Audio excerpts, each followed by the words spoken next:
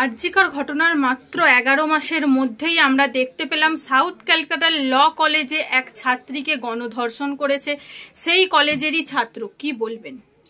দেখুন, সব থেকে এটা দুর্ভাগ্যজনক এবং আশ্চর্যজনকও বটে। একজন ছাত্র যে কিনা আইন পড়াশোনার জন্য, আইনি শিক্ষা নেওয়ার জন্য একটি কলেজে ভর্তি হয়েছে, কারণ সে সাধারণ নাগরিকের আইনের যে অধিকারগুলো সেগুলো বজায় রাখবে এবং আইন রক্ষা করবে। সেই একটা কথা আছে, রক্ষকই যখন ভক্ষক হয়। যারা আইন রক্ষার নাম করে, আইন রক্ষার নামে যারা অ্যাডমিশন নিল, যে ভবিষ্যৎ প্রজন্ম বা ধরুন যখন তারা আইন পাশ করে বেরোবে, তখন তারা সাধারণ নাগরিকের আইনি যে অধিকার সেগুলো রক্ষা করবে। এবং বিশেষ করে যে অনেক অনেক আমাদের আইনের অনেক প্রভিশন আছে যেখানে মহিলাদের আইনের রক্ষার কথা বলা হয়েছে। তারা নিশ্চিতভাবে এই পড়াশোনাও নিয়েছিল যে মহিলাদের কি অধিকার আছে, কি তারা করতে পারে, তাদের কি এখতিয়ার।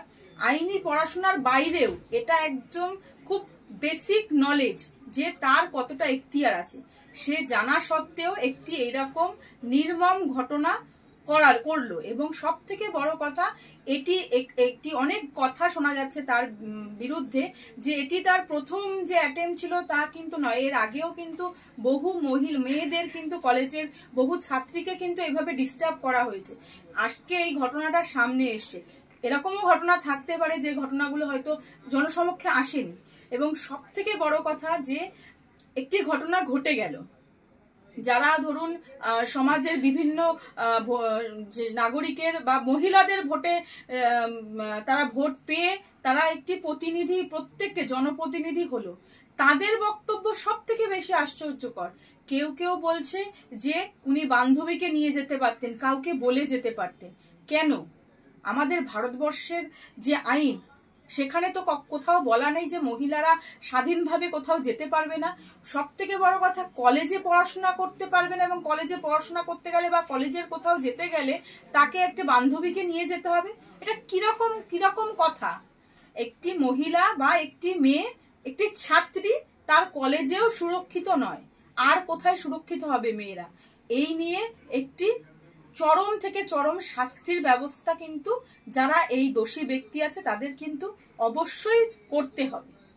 আমরা দেখেছি যে বাংলায় বারবার নারী নিরাপত্তা নিয়ে প্রশ্ন উঠেছে, সেই ছবি আবারও আমাদের সামনে। তাহলে বাংলায় নারীরা সুরক্ষিত কেন নয়? মুখ্যমন্ত্রী কেন কোনো এখনো পর্যন্ত কড়া পদক্ষেপ নিচ্ছেন না? দেখুন, আমাদের রাজ্যে মাননীয় হলেন একজন মাননীয় কিন্তু একজন মহিলা, এবং প্রথম মহিলা মুখ্যমন্ত্রী হিসাবে উনি পশ্চিমবঙ্গে কিন্তু ক্ষমতায় এসছেন।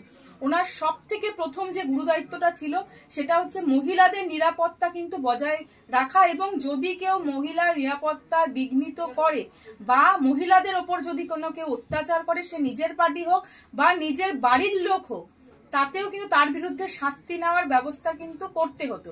কিন্তু এখানে বারবার দেখা গেছে যখনই এরকম ঘটনা হয়েছে, সে পার্ক স্ট্রিটের ঘটনা থেকে আপনার পরবর্তী যতগুলো এরকম ঘটনা ঘটেছে, প্রত্যেকবারই কিন্তু চেষ্টা করেছে যে সরকারের ব্যর্থতা যাতে না উপচে মানে জনসমক্ষে বেরিয়ে আসে, তার জন্য কিন্তু সবসময় ঘটনাটাকে চাপা দেওয়ার চেষ্টা করেছে। অনেক সময় শোনা গেছে ছোট ঘটনা, অনেক কিছুতে এরকম মহিলার ক্যারেক্টার অ্যাসোসিয়েশন হয়েছে, মহিলার পোশাক নিয়ে বিভিন্ন কথা হয়েছে। কেন সেগুলো তিনি নিশ্চিত করতে পারলেন না যে মহিলা কোথাও তার দেখুন অন্য এমন নয় যে রাত্রিবেলা বা ধরুন একটি নিস্তব্ধ বা কোনো নির্জন জায়গায়, সেরকমও নয়। একটি ল কলেজে এরকম ঘটনা ঘটলো, এর আগে একটি সরকারি হসপিটালে এরকম ঘটনা ঘটলো। এই ঘটনাগুলো কিন্তু চোখে আঙুল দিয়ে দেখিয়ে দিচ্ছে বারবার যে প্রশাসন মহিলাদের নিরাপত্তা দিতে কিন্তু ব্যর্থ। এবং প্রশাসন কিন্তু দেখুন সিসিটিভি গুলো কেন লাগানো হয়? যাতে সিসিটিভি গুলো কেউ মনিটর করবে, এবং যদি কোনো এরকম ঘটনা ঘটে তাহলে সেটা যাতে সেগুলোকে প্রিভেন্ট করা যায়। কিন্তু প্রিভেনশন মেজার কিন্তু এখানে কোনোভাবে ছিল না। এবং যে আইনের যে নিরাপত্তাগুলো দেওয়ার কথা বলা রয়েছে, এবং ধরুন অ্যাডমিনিস্ট্রেশনের তরফ থেকে বা প্রশাসক হিসাবে যে নিরাপত্তাগুলো দেওয়ার কথা ছিল নারীদের, পশ্চিমবঙ্গের যে নারীরা রয়েছে তাদেরকে, সেটা দিতে কিন্তু সম্পূর্ণভাবে ব্যর্থ হয়েছে। এবং ব্যর্থতাটা যাতে না জনসমক্ষে চলে এসে সেটা কিন্তু ঢাকা দেওয়ার ব্যবস্থা করছে। এবং তারই দলের বিভিন্ন জনপ্রতিনিধি বিভিন্ন মন্তব্য একদম যেগুলো কিনা নিম্ন রুচির পরিচয় দেয় বলতে পারেন, তার বাড়িতেও নিশ্চিতভাবে প্রত্যেকের বাড়িতে মহিলা আছে, প্রত্যেকের বাড়িতে মেয়ে আছে। যাদের ঘরে মেয়ে আছে তারা কি বলবে? সব এই নারীদের প্রতি এই যে অত্যাচার, বিশেষ করে ধরুন এই যৌন নির্যাতনের কথা যদি বলেন, এটার কিন্তু কোনো পার্টি পলিটিক্স না করে সর্বোপরি, কারণ দেখুন আজকে যারা ধরুন বিরোধীতে আছে বা ধরুন ক্ষমতায় আছে, প্রত্যেকের পরিবারে কিন্তু নারী আছে এবং প্রত্যেকের পরিবারের কারোর না কারোর কিন্তু মেয়ে আছে। তাহলে নারী নিরাপত্তা যদি বিরোধী বা ধরুন অন্য কাউকে দিতে যদি ব্যর্থ হয়, নিশ্চিতভাবে তার বাড়ির মেয়েটাও কিন্তু নিরাপদ নয়। এই কথা কিন্তু সবার আগে ভাবা উচিত এবং নারী নিরাপত্তার জন্য কিন্তু যথেষ্ট পদক্ষেপ নেওয়া উচিত। এবং যদি সেটা কোনোভাবে লঙ্ঘিত হয় বা কেউ যদি সেটাকে না মান্যতা দেয়, তার বিরুদ্ধে কিন্তু কড়া শাস্তির ব্যবস্থা করা, এটাও কিন্তু অ্যাডমিনিস্ট্রেশন বা ধরুন প্রশাসকের কিন্তু অন্যতম কাজ। কারণ কি, ইনভেস্টিগেশন কিন্তু করবে পুলিশ। পুলিশ যদি সঠিক তথ্যগুলো বা সঠিক এভিডেন্স গুলো কোর্টে দিতে ব্যর্থ হয়, তাহলে কিন্তু যারা দোষী ব্যক্তি তারা কিন্তু শাস্তি পাবে না। বলা হচ্ছে যে একজন বন্ধু তার বান্ধবীকে ধর্ষণ করেছে, এতে এত প্রশ্ন উঠছে কেন? যারা এই কথা বলছে তারাও কি তার বান্ধবীদের কি এরকম ভাবে ধর্ষণ করেছেন?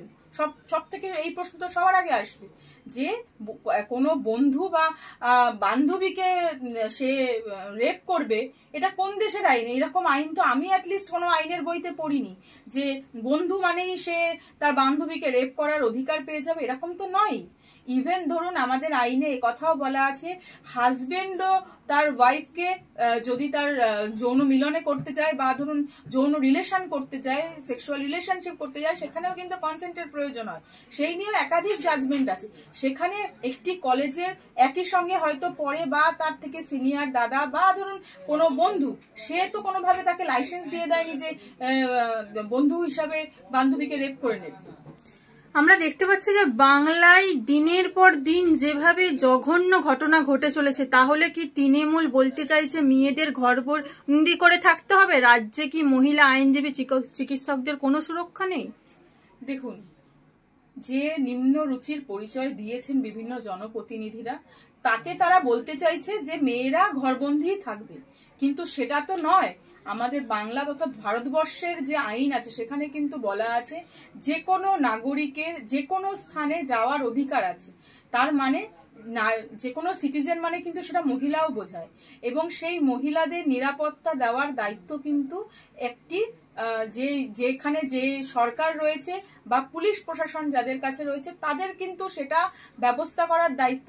সেই দায়িত্ব যখন ব্যর্থ হচ্ছে তখন তারা মনে করছে যে তাদের ঘরবন্দি থাকলেই ভালো হয়।